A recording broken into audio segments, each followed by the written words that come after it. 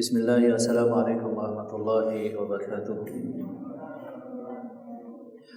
Alhamdulillahi hamdan tayyiban katsiran mubarakan fihi kama yuhibbu rabbuna wa yarda. Asyhadu an la ilaha illallah wahdahu la syarika lah wa asyhadu anna Muhammadan abduhu wa rasuluhu salawatullahi wa salamuhu alaihi thumma amma ba'du. Ayyuhal ikhwah, kembali kita lanjutkan pembacaan daripada kitab At-Tauhid alladzi huwa haqqullahi 'alal 'abid, yang ditulis oleh Syekh Muhammad Ibnu Abdul Wahhab At-Tamimi rahimahullahu ta'ala.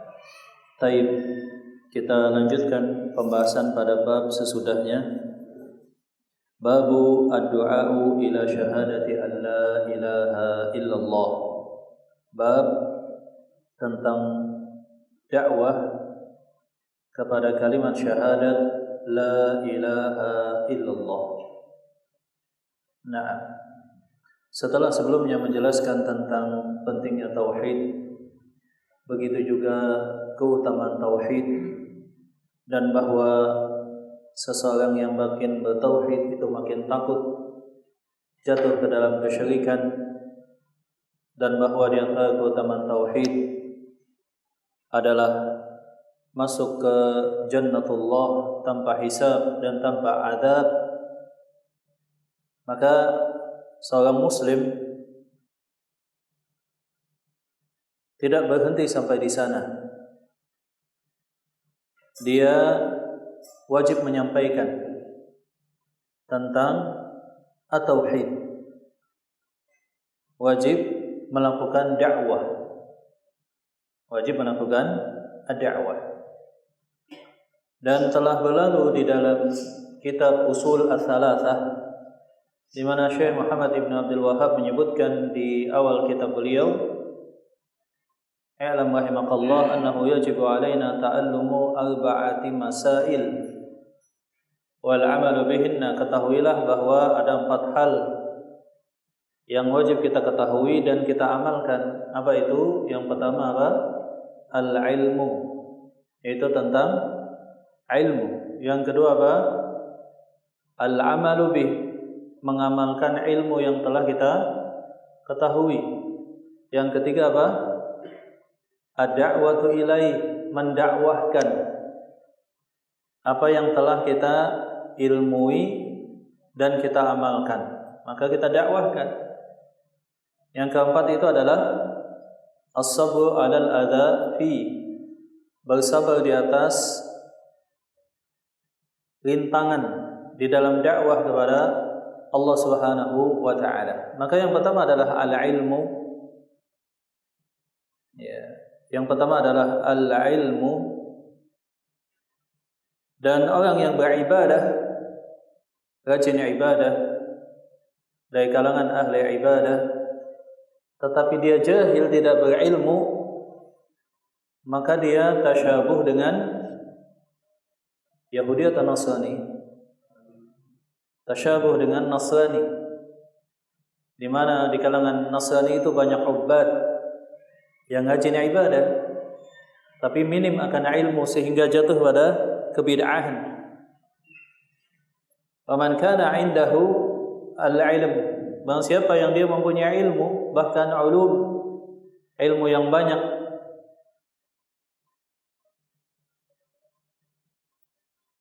akan tetapi dia tidak mengamalkannya, maka dia mempunyai sisi tasyabuh dengan Yahudi. Yang keduanya, kita diperintahkan untuk berlindung kepada Allah dan meminta jalan hidayah kepada siratal mustaqim, yakni jalan yang bukan merupakan jalan Yahudi al-maghdub, dan bukan jalan Nasrani yang ad-dallin. Nah, maka setelah kita mengetahui, kita mengamalkan tentang at-tauhid, maka ini tidak boleh berhenti pada kita. Kita wajib melakukan apa yang disebut dengan ad-da'wah, at-tabligh. Dan dakwah ini adalah amalan yang dilakukan oleh malaikat Jibril, malaikat yang paling mulia, dan juga para rasul dan para nabi dari kalangan manusia. Allahu yastafi minal malaikati rusulan.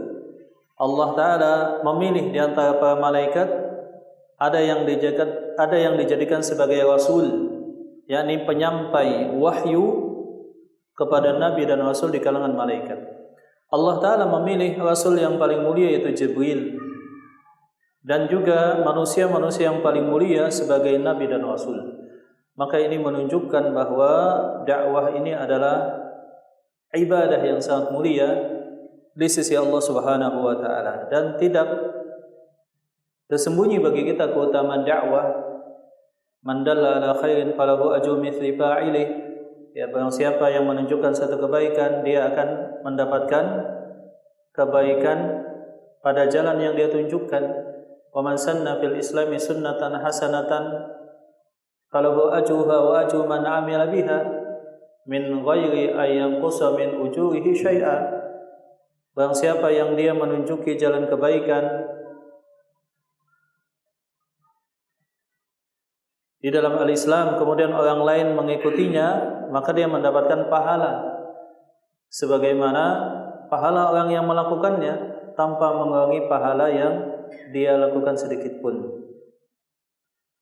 La ayyahdiya bikallahu rajulan dzalika khairun laka min humrin na'am. Sungguh jikalau engkau bisa memberikan hidayah, menyampaikan hidayah Allah kepada seorang manusia, maka itu di sisi Allah Subhanahu wa taala lebih baik daripada sekumpulan onta yang sedang bunting, sekumpulan onta yang sedang bunting. Maka dakwah mempunyai keutamaan yang sangat mulia di sisi Allah Subhanahu wa taala. Wabil khusus dakwah kepada keluarga ini yang sangat penting, sebagaimana firman Allah Subhanahu wa taala, ya ayyuhalladzina amanu qu anfusakum wa ahlikum nara.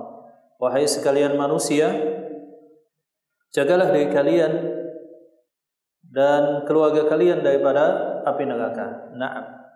Maka di sini beliau memuat satu bab ad-du'a'u ila syahadati an la ilaha illallah, tentang pentingnya dakwah untuk mengajak kepada syahadat la ilaha illallah, tentang pentingnya dakwah kepada at-tauhid. Maka at-tauhid awalan, tauhid itu hal yang diutamakan. Islam kalau kita lihat, inti daripada ajaran al-Islam itu adalah rukun Islam dan rukun iman. Maka ketika kita mengajak manusia kepada Islam, berarti kita mengajak manusia kepada rukun iman, kepada rukun Islam. Itu inti daripada dakwah. Inti daripada dakwah, tidak mengajak manusia kepada hal-hal yang lain yang prioritasnya di bawah rukun iman dan rukun Islam. Sebagian manusia mungkin mengajak manusia kepada adab misalkan, atau mengajak manusia pada politik misalkan, yang mereka sebut sebagai politik Islam misalkan, atau mengajak manusia pada ekonomi misalkan. Ini adalah bagian daripada al-Islam, tetapi sekali lagi yang paling inti dan paling penting daripada al-Islam itu adalah mengajak kepada rukun iman, kepada rukun al-Islam. Rukun iman yang pertama adalah beriman kepada Allah, tentu saja tauhid. Rukun Islam yang pertama apa? Syahadatu an la ilaha illallah wa anna Muhammadar Rasulullah, dan itu juga adalah at-tauhid. Naam. Maka ad-da'wah ini hukumnya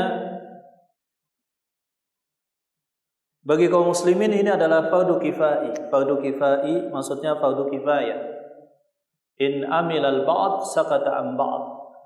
Jikalau sebagian melakukannya, maka sebagian tidak wajib lagi. Akan tetapi dakwah wajib bagi para nabi dan rasul. Wajib bagi para nabi dan rasul, sebagaimana firman Allah Ta'ala, ya ayyuhar rasulu balligh ma unzila ilaik. Wahai rasul, sampaikan apa yang diwahyukan kepada engkau. Jadi bagi para nabi dan rasul itu wajib. Kemudian hukum asalnya bagi manusia selain Nabi dan Rasul itu adalah fardu kifayah hukum asalnya. Akan tetapi menjadi wajib jikalau itu misalkan keluarga kita, atau menjadi wajib jikalau sesuatu terjadi di hadapan kita, apa yang disebut dengan an-nahyu al-amru bil ma'ruf wan nahyu anil munkar, memerintahkan kepada yang baik dan mencegah daripada yang munkar. Dan di zaman ini tidaklah kita jalan dari satu tempat ke tempat lain kecuali ada kemungkaran. Tidaklah kita memindahkan pandangan kita ke mata yang lain kecuali ada ke tempat lain kecuali ada kemungkaran. Maka banyak keadaan kemudian dakwah menjadi wajib. Banyak dakwah kemudian menjadi wajib. Banyak keadaan maksudnya. Kemudian ad-dakwah ya ikhwan, ini hukum asalnya para ulama menyebutkan bahwa di sana ada dua sifat. Yang pertama adalah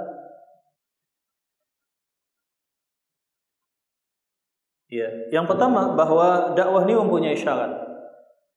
Dakwah ini mempunyai syarat yang wajib terpenuhi bagi seseorang yang akan berdakwah di jalan Allah Subhanahu wa taala. Yang pertama tentu saja adalah al-ilmu, sesudah ikhlas. Jadi al-ikhlas tentu saja di mana dakwah ini adalah ibadah dan ibadah wajib dengan ikhlas. Mengikhlaskan hanya untuk Allah Subhanahu wa taala, bukan karena keuntungan duniawi atau pujian manusia atau status yang terpandang atau jabatan yang diinginkan, akan tetapi ikhlas mengajak manusia kepada Allah Subhanahu wa taala. Adapun yang kedua adalah al-ilmu.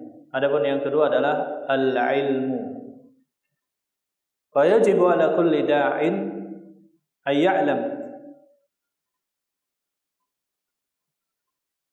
bima nahahu aw amara. Maka setiap orang ketika berdakwah itu kan memerintahkan atau melarang sesuatu. Maka orang yang berdakwah ini wajib mempunyai ilmu wabil khusus pada ruang lingkup yang dia perintahkan dan pada ruang lingkup yang dia larang manusia. Jadi tidak mesti orang berdakwah itu alim pada semua hal, pada semua bidang syariat, tidak mesti. Yang harus dia pastikan kalau dia mau berdakwah, dia betul-betul memahami hukum pada apa yang dia dakwahkan. Misalkan dia melarang sesuatu, dia tahu bahwa itu memang diharamkan oleh Allah Subhanahu wa taala dan Rasulnya. Dia memerintahkan sesuatu, mengajak manusia, dia tahu bahwa betul itu adalah diwajibkan oleh Allah Subhanahu wa taala. Dia menyampaikan tentang satu hukum, maka dia wajib mengetahui ilmu daripada hukum tersebut. Minimal pada apa yang dia sampaikan. Maka Allah Subhanahu wa taala berfirman, "Qul hadhihi sabili ad'u ila Allahi 'ala basiratin ana wa man ittabi'ani." Katakanlah ini adalah jalanku, yakni mengajak manusia kepada Allah. Ala basiratin, di atas basirah, di atas ilmu, aku dan orang yang mengikutiku. Hal yang demikian diwajibkan supaya orang yang berdakwah tidak jatuh pada hal-hal yang bertentangan dengan apa yang Allah Ta'ala dan Rasulnya sebutkan. Allah Ta'ala berfirman, وَلَا تَقْفُ مَا لَيْسَ لَكَ بِهِ عِلْمٌ إِنَّ السَّمْعَ وَالْبَصَرَ وَالْفُؤَادَ كُلُّ أُولَئِكَ كَانَ عَنْهُ مَسْئُولًا. Janganlah kalian mengatakan sesuatu yang kalian tidak tahu. Sebab pendengaran, penglihatan, dan hati semuanya akan dimintakan pertanggungjawaban. Wala tasifu bi alsinatikumul kadhiba hadza halal wa hadza haram litaftaru 'ala Allahil kadhib. Janganlah kalian menyebutkan dengan lisan kalian ini diharamkan, ini dihalalkan, supaya kalian membuat kedustaan atas Allah Subhanahu wa taala. Maka tidak boleh. Jangan sampai yang kita perintahkan Allah Ta'ala larang. Jangan sampai yang kita larang sebetulnya adalah Allah Ta'ala perintahkan. Maka pentingnya di sini adalah al-ilmu pada ruang lingkup yang ingin kita sampaikan. Baik itu hukum, baik itu memastikan perintah adalah perintah, larangan itu adalah larangan. Maka penting bagi kita untuk mempunyai al-ilm. Bagaimana kalau orang tidak punya ilmu? Maka kewajiban dia adalah as-sukut, diam. Dia justru yang didakwahi. Maka kata para ulama, memerintahkan sesuatu butuh ilmu, melarang sesuatu butuh ilmu, minimal pada ruang lingkup yang dia dakwahkan saja. Minimal demikian. Nah, adapun sifat al-ikhlas, al-ilmu, kemudian sifat yang ketiga, ikhwan, disebutkan oleh para ulama bahwa sifat da'i yang ketiga yang wajib dia penuhi itu adalah al-hilm. Al-hilm itu adalah lemah lembut. Nah, sebab ada dua sifat yang bertentangan yang disebutkan oleh para ulama di dalam dakwah. Nah,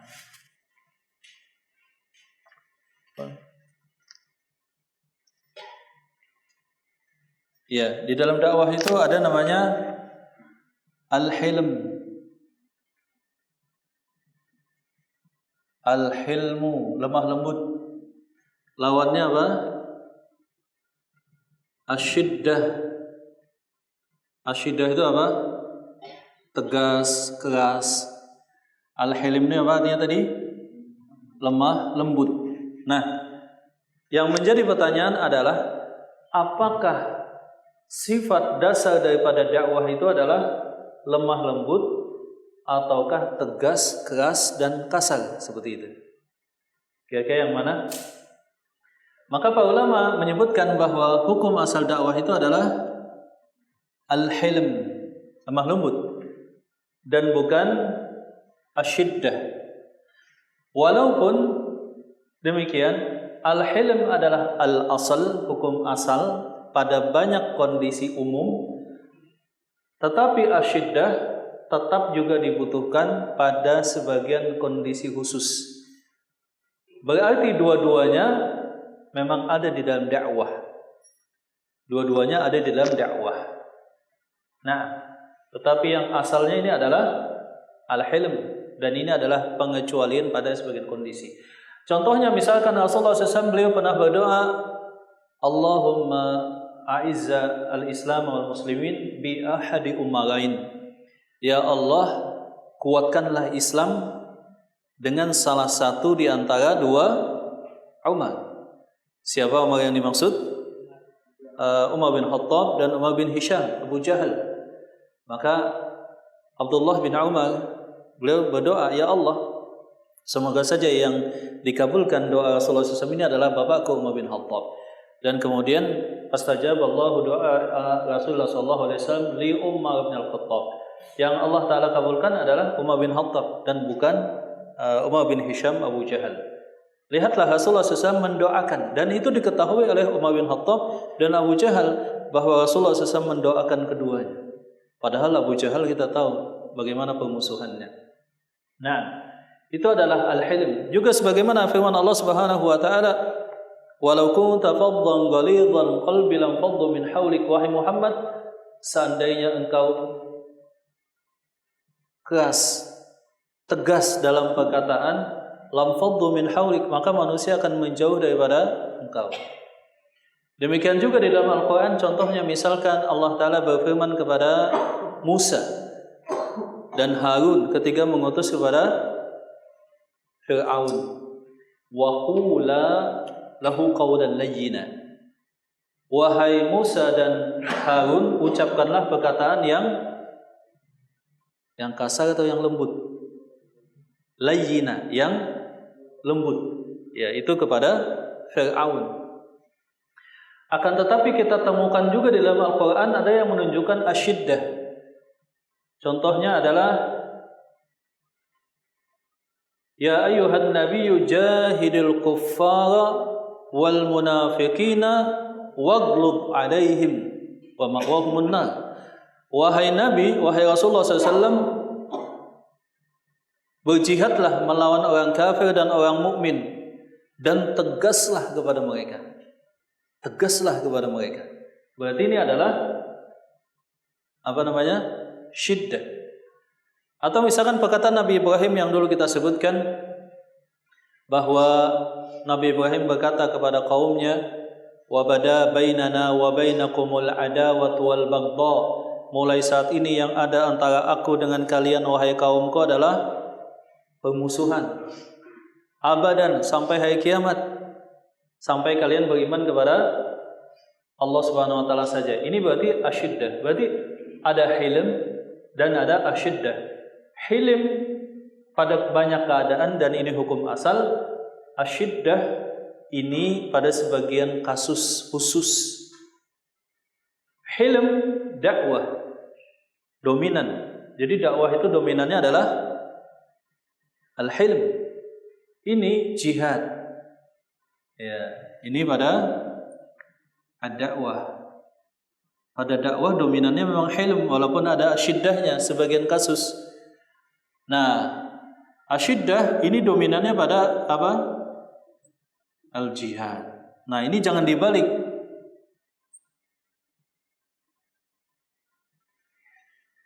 Jangan sampai ketika dakwah seseorang keras semuanya, begitu ya, teriak terus. Ya, bahasannya tegas, nggak ada lemah lembutnya sama sekali. Ini berarti kebalik. Nah, makanya para sahabat itu disebutkan oleh para ulama, kanu adalah para sahabat itu yudkhiluna an-nasa ilal islami bi a'malihim qabla aqwalihim. Adalah para sahabat itu mereka memasukkan orang ke dalam Islam dengan praktek amal mereka keseharian sebelum mereka berdakwah. Nah, al-hilm, al-ikhlas, al-ilmu, al-hilm. Kemudian yang keempat itu adalah as-sabr, bersabar dalam dakwah. Dan ini satu kepastian. وَكَذَلِكَ جَعَلْنَاكُمْ لِكُلِّ نَبِيٍّ عَدُوًّا شَيَاطِينَ الْإِنسِ وَالْجِنِّ يُوحِي بَعْضُهُمْ إِلَى بَعْضٍ زُخْرُفَ الْقَوْلِ غُرُورًا. Demikianlah kami jadikan bagi setiap nabi dan rasul itu ada musuh. Jadi yang namanya dakwah itu pasti ada musuh. Ya, makanya Rasulullah SAW dikatakan sahir, tukang sihir. Beliau juga dikatakan apa lagi? Majnun, orang gila. Beliau dikatakan sebagai syair, tukang syair. Beliau juga disiksa, dihalangi, diboikot selama 3 tahun sampai makan dedaunan dan yang lain-lainnya. Maka orang yang berdakwah itu wajib bersabar di jalan dakwah. Am hasibtum an tadkhulul jannah? Apakah kalian menyangka masuk ke dalam surga? Walamma ya'tikum mathalul ladzina khalu min qablikum. Akan tetapi kalian belum mengalami apa yang dialami umat sebelum kalian. Apa kelanjutan ayatnya? Massathumul ba'sa wad-dharra wa zulzilu hatta yaqula rasul wal ladzina amanu ma'ahu mata nasrullah. Sampai mereka itu semuanya berdoa, ya Allah, kapan pertolongan Engkau? Maka para sahabat dulu datang kepada Rasulullah SAW, ya Rasulullah, ud'ullah bi ayyansura ala aduwina. Ya wahai Rasulullah, doakan supaya kita ini menang. Ini kita sudah disiksa, dicambuk, difitnah, dibunuh. Doakan wahai Rasul, doa Anda makbul. Ya, kalau Anda berdoa kepada Allah, insya Allah kita akan menang. Maka Rasulullah SAW menyebutkan para sahabat, wa inna min qablikum, sesungguhnya umat sebelum kalian ada di antara mereka yang dilemparkan ke dalam api yang menyala, ashabul ukhdud. Di antara mereka ada yang diletakkan gergaji, dibelah sampai tubuh mereka menjadi 2. Di antara mereka ada yang disisir dengan sisir besi sampai dagingnya juga ikut terkelupas. Walakinnakum qaumun tasta'jilun, tetapi kalian tergesa-gesa, kata Rasulullah SAW. Padahal sudah ada yang dibunuh, ada yang diboikot, ada yang disiksa, ya. Jadi kalau misalkan pengajian dibatalkan, ya itu biasa saja, ya kan? Apalagi misalnya lagi kajian tiba-tiba dibubarkan, ya biasa saja. Itu sebagai satu penyemangat lah dalam dakwah. Sebab kalau dakwah tanpa ada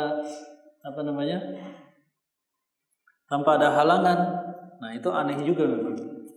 Ini sudah merupakan sunnatullah. Ada ustadz misalkan dicaci maki, kemudian difitnah misalkan, atau misalkan dia di apa-apain.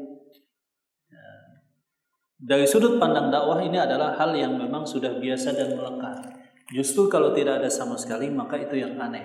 Itu yang aneh. Nah, maka seseorang yang berdakwah harus menyadari bahwa dia akan mendapatkan halangan, ujian, kemudian berbagai macam hal yang tidak mengenakan yang lainnya, yang mana dia wajib bersabar, dan selanjutnya sifat yang lainnya adalah dia wajib istiqamah.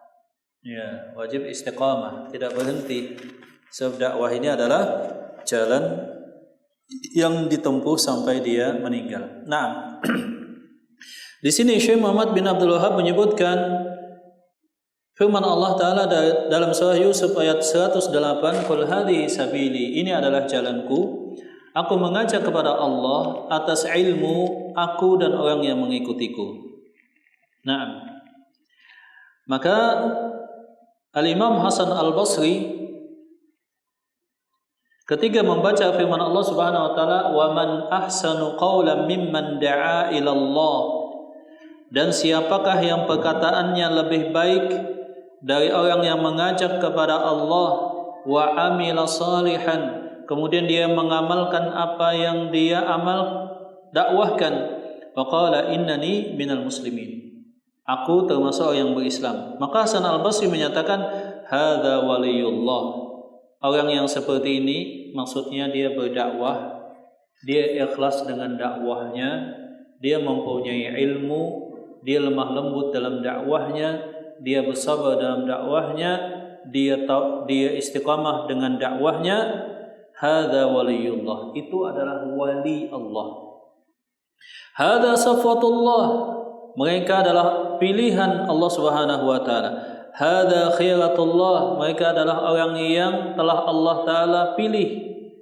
Hadza ahabbu ahlil ardi ila Allah, mereka adalah penduduk bumi yang paling dicintai oleh Allah. Ajaballahu fi da'watih, Allah taala akan mengabulkan doa mereka sebab mereka mengajak manusia kepada Allah Subhanahu wa taala, kepada Allah Subhanahu wa taala. Nah, wa qala Abu Ja'far ibn Jarir At-Tabari ketika menyebutkan firman Allah Subhanahu wa taala, qul, katakanlah wahai Muhammad, hadhihi, maksudnya dakwah ini dakwah kepada at-tauhid dan mengikhlaskan ibadah hanya kepada Allah Subhanahu wa taala. Mengikhlaskan ibadah hanya kepada Allah Subhanahu wa taala.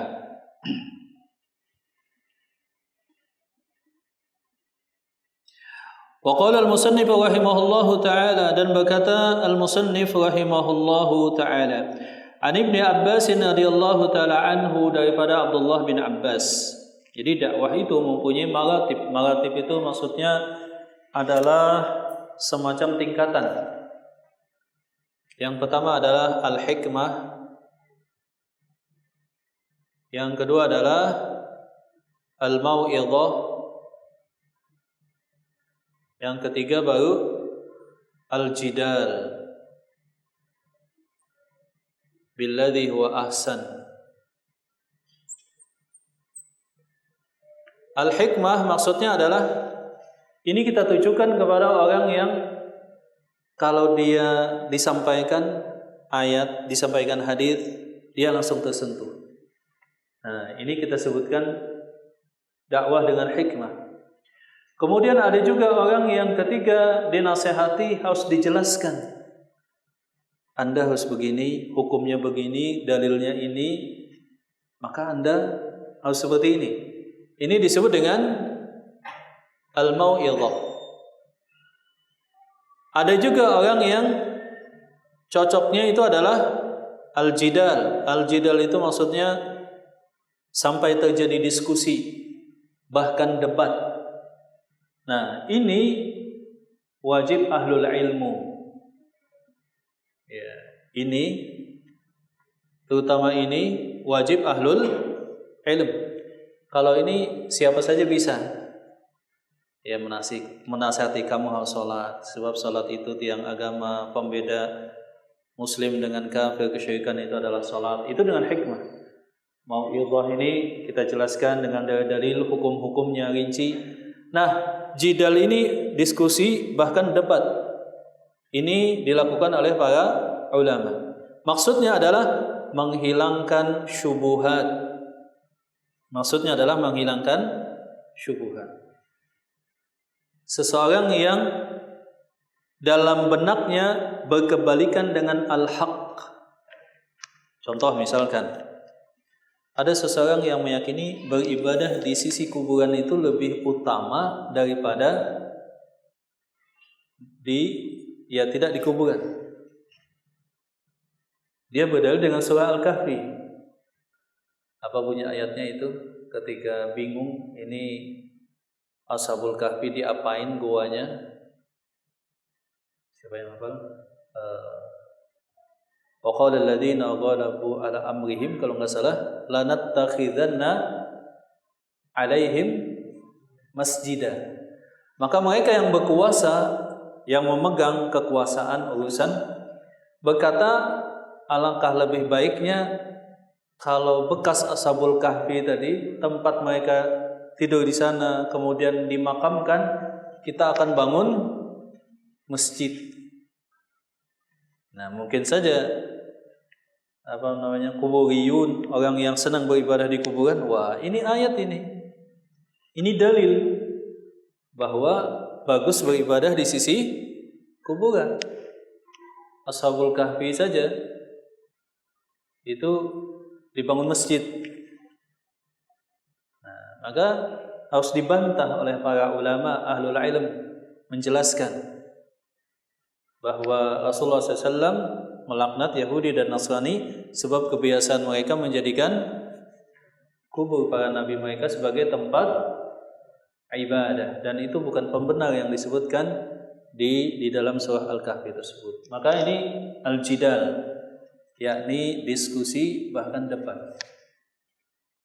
Nah, dan al-jidal maka ada hilm, ada syiddah. Kalau nolak maka syiddah, demikian. An Ibnu Abbas radhiyallahu taala anhuma, daripada Abdullah bin Abbas. Ini Abdullah bin Abbas ini ahlul ilm yang dulu diutus oleh Khalifah Ali bin Abi Thalib untuk mendakwahi al-Khawarij, menghilangkan syubhat ya di kepala mereka. Daripada Abdullah bin Abbas radhiyallahu taala anhuma bahwa Rasulullah SAW lamma ba'atha Mu'adzan ila al-Yaman qala, bahwa Rasulullah SAW ketika mengutus Mu'adz ke negeri Yaman. Jadi ilmu wajib dalam dakwah. Ilmu terhadap apa yang disampaikan dan ilmu terhadap kepada siapa kita berdakwah. Sebab likulli maqamin maqal. Pada setiap tempat itu ada narasi dakwah yang berbeda dengan yang lainnya. Jadi harus tahu ini yang didakwahi ini siapa. Ya. Beda dakwah terhadap orang kampung yang terpencil dengan orang kota yang bisa mengakses berbagai macam informasi. Beda dakwah terhadap ahlul kitab dengan al-badiyah, animisme, dinamisme. Beda dakwah terhadap orang mukmin, muslim dengan orang kafir. Nah, maka ilmu itu maksudnya adalah ilmu terhadap apa yang kita sampaikan dan ilmu kepada siapa akan kita menyampaikan. So, kalau tidak dibedakan akan terjadi fitnah. Dakwah akan didustakan.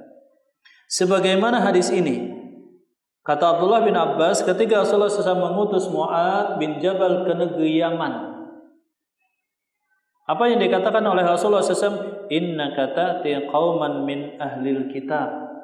Sesungguhnya engkau akan mendatangi satu kaum yang mereka merupakan ahlul kitab, yakni Nasrani. Di Yaman itu kan dominan dulu Nasrani. Nah, falyakun awwala ma tad'uuhum ilaihi syahadatu an la ilaha illallah. Maka jadikan yang pertama kali engkau dakwahkan itu adalah kalimat syahadat la ilaha illallah. Wa fi riwayatin ila ayyuhidullaha, sampai mereka mentauhidkan Allah. Jangan bicara yang lain-lain dulu. Innaka ta'ti qauman min ahlil kitab. Yang kau datang ini adalah ahlul kitab. Ahlul kitab itu kan mereka membaca, kalau Nasrani selain membaca Injil, Perjanjian Baru, mereka juga membaca Taurat, Perjanjian Lama. Jadi kalau orang Nasrani itu kan percaya kepada Taurat, juga percaya kepada Injil. Injil itu yang ada 4 itu, apa saja itu ya? Saya lupa lagi. Apa Mas? Injil apa itu namanya? Markus apa lagi? Ya, lupa juga. Ada 4 ya. Yohanes dan macam-macam itu. Nah, mereka membaca Perjanjian Lama, juga Perjanjian Baru. Artinya mereka mempunyai ilmu.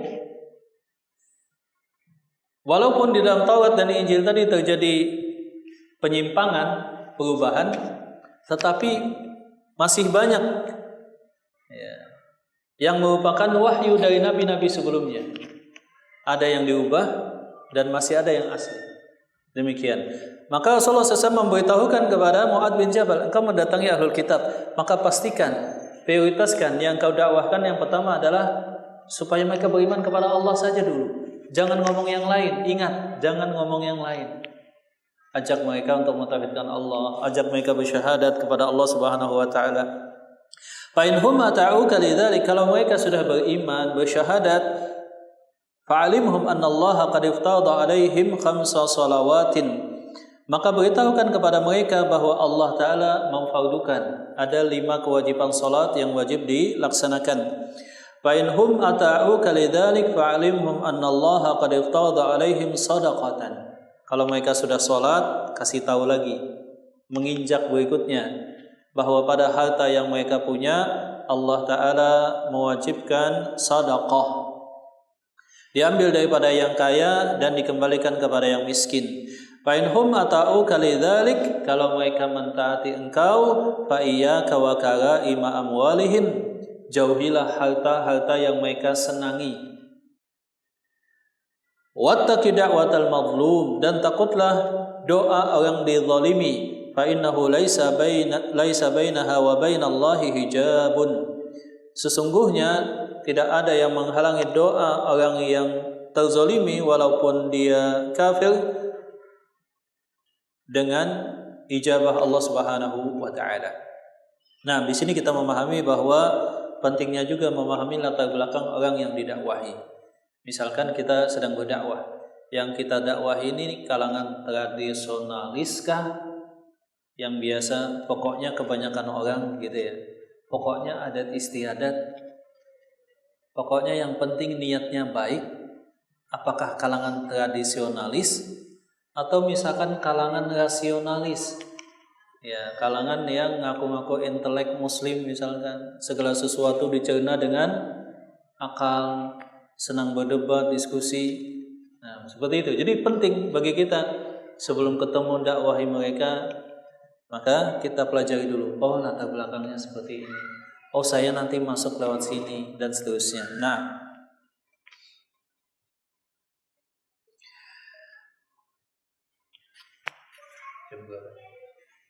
berapa menit lagi ya, Pak? Ya, sampai di sini mungkin kita sudahi. Mungkin ada pertanyaan, tafadhol ya, Pak.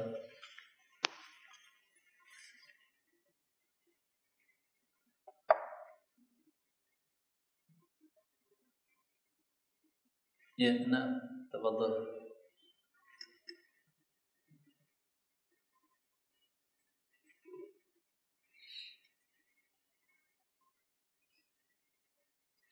Ada yang ditanyakan sebelum kita lanjutkan?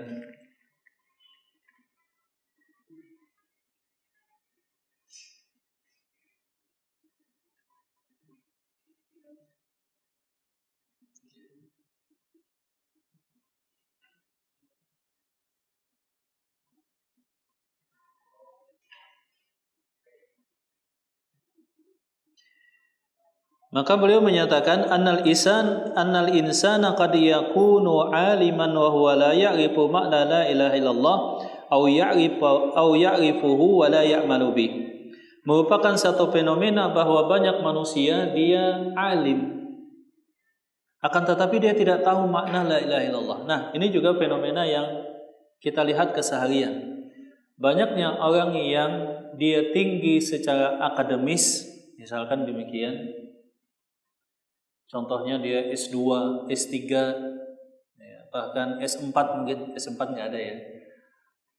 Profesor bahkan mungkin di satu bidang keilmuan, tetapi dia jahil tentang makna la ilaha illallah. Dan ini hal yang umum, kita bisa lihat. Nah, orang yang seperti ini lebih sulit didakwahi. Sebab dia merasa bahwa dia orang yang paling tahu, paling pintar.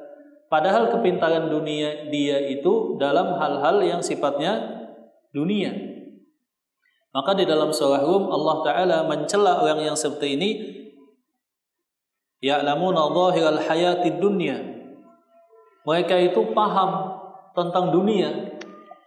Misalkan dia ahli di bidang apa misalkan, profesor misalkan, atau dokter misalkan. Dia sangat istimewa di bidangnya. Wahum anil akhirati hum ghafilun. Tapi di dalam masalah akhirat mereka jahil. Ini banyak kejadian.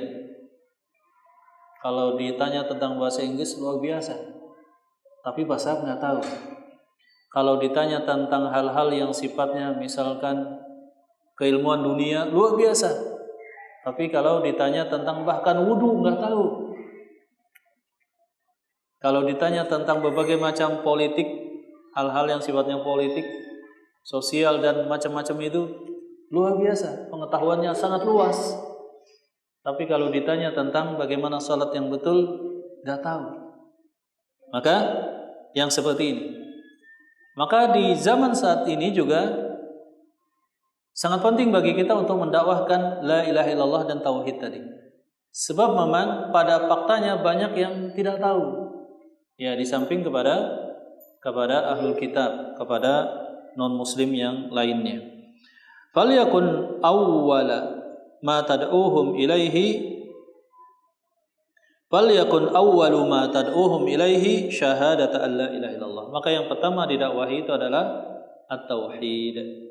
Kalau sudah tauhid ini, maka yang lainnya insyaallah akan mengikuti, kemudian beranjak selanjutnya. Wallahu ta'ala a'lam bishawab. Nah, ikhwan, mungkin ada pertanyaan? Jikalau ada. Nah, tafadhol.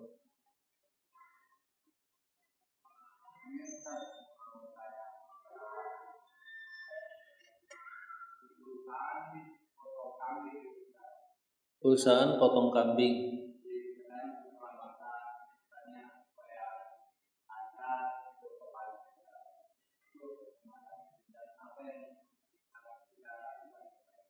Potong kambing dalam rangka apa? Selamatan, makan-makan.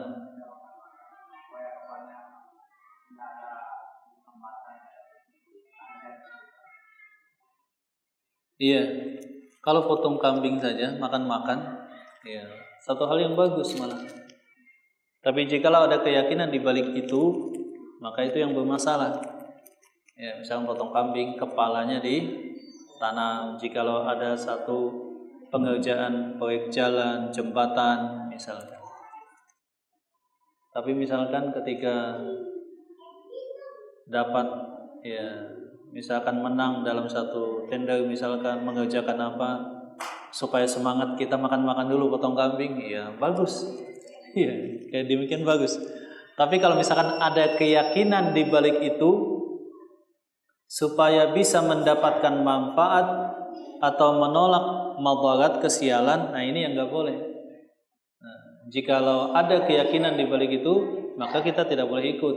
Kita sampaikan nggak boleh dilandasi atas latar belakang alasan ini. Motong kambing supaya lancar urusan perusahaan misalkan.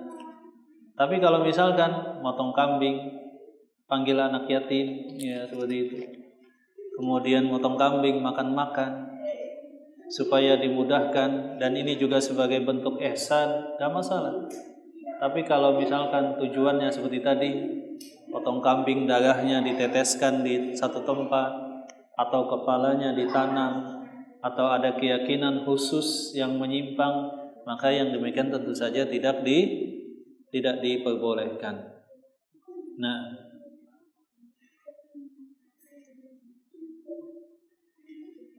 Taib, ada yang lain ya kawan? Nah, ringkasnya ya kawan, bahwa sangat penting bagi kita untuk dakwah tauhid, terutama pada keluarga kita. Jadi istri kita di rumah masing-masing, anak-anak kita di rumah masing-masing, itu senantiasa ditekankan tentang tauhid. Ditekankan tentang tauhid. Sebab kita tidak tahu bagaimana di masa akan datang. Di masa akan datang, apakah terjadi hal-hal yang bisa menggoyahkan keimanan mereka, dan keadaan itu terus berubah. Maka penting bagi kita untuk membekali tauhid kepada keluarga kita, supaya mereka kokoh di atas tauhid, sampai pada tahap keyakinan kalau mereka dipaksa memilih antara hidup dan mati, kita yakin keluarga kita pasti memilih tauhid. Seperti itu. Kalau perlu kita buat pemisalan ketika kita menasihati keluarga kita. Nah, misalkan di zaman dulu ada satu kaum yang mereka disiksa dan wajib memilih. Kalau mentauhidkan Allah, dilemparkan ke dalam parit api. Kalau mereka kafir kepada Allah, maka mereka selamat. Nah, misalkan kamu berada pada situasi itu gimana gitu ya. Jadi kita harus membuat pemisalan dan mencontohkan masa lalu yang merupakan fakta.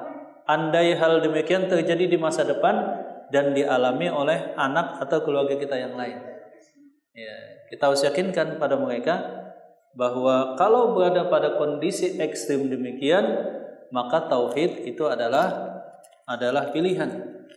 pilihan yang tidak bisa ditawar lagi. Walaupun memang para ulama menyebutkan jikalau nyawa yang menjadi ancaman, maka ada rukhsah keringanan. Wa qalbuhu mutmainnun bil iman. Ketika seseorang dipaksa, ya, pilihannya mati atau hidup, dipaksa supaya menyatakan kekafiran, maka yang demikian menjadi udzur untuk dia menyatakan dan mengikuti paksaan selama hatinya masih betul-betul kokoh dengan keimanan dia. Jadi seseorang yang dipaksa kemudian nyawa pilihannya itu ada dua pilihan. Dia memilih kematian boleh, walaupun dibunuh. Atau dia memilih kekafiran secara lisan sementara saat itu, tapi hatinya tetap beriman, itu juga boleh. Ya, tetapi mana yang lebih utama, ulama beda pendapat. Tetapi bagi tokoh agama, seorang alim, seorang dai, mana yang wajib dipilih? Yang pertama. Sebab kalau dai dan alimnya saja memilih yang kedua, wah itu bahaya semua. Seperti itu. Sampai di sini semoga bermanfaat. Aku qouli hadza wa astaghfirullah li wa lakum. Alhamdulillahirabbil alamin. Assalamualaikum warahmatullahi wabarakatuh.